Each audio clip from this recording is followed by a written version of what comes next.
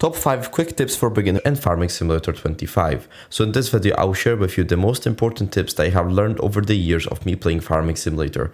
This video will be a mixture of gameplay tips and money tips, and believe me, I love efficiency. So let's get started. Tip number 1, you actually don't need to buy everything, and it's important that you don't. There is an lease option for a reason, or rent, whatever you want to call it. Every time you enter the shop to buy something, you should ask yourself, will I use this more than twice? Will I need this in the future? If you can't answer this question, or if the answer is simply no, then just rent it. What's the point? It's a waste of money. It's cheaper and most likely a better investment for the future. Tip number 2 is to fertilize your fields and always check that it is fertilized. It's always so important that you fertilize your fields, as it brings more income. Don't forget to buy a seeder that fertilizes your fields as you're sowing at the same time, which saves time and ultimately money. To check your fertilized fields, open up your map and skip to soil composition. Turn off mulched, needs rolling, and watered filters.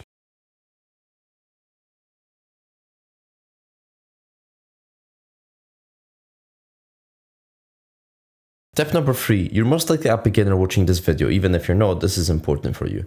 I would recommend choosing the difficulty that suits you. Obviously, I recommend choosing easy because you're a beginner. If not, you can choose medium or hard. As it's the easiest, you can always change this difficulty at any time during your gameplay.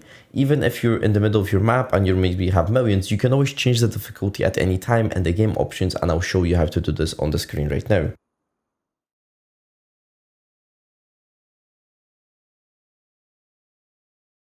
Borrowing money from bank or loans. Don't forget that if you are low on cash, you can actually borrow money from the bank. You can borrow at once 5,000 and you have to give 5,000 back at once. Now you'll ask, how much money can I borrow? The maximum amount you can borrow is calculated by the assets that you have. So vehicles, fields, and any other assets that you might have on your farm. So the more assets you have, the more the game will allow you to borrow. Also, don't forget that for every day you get charged a loan interest, which doesn't affect the actual loan payment.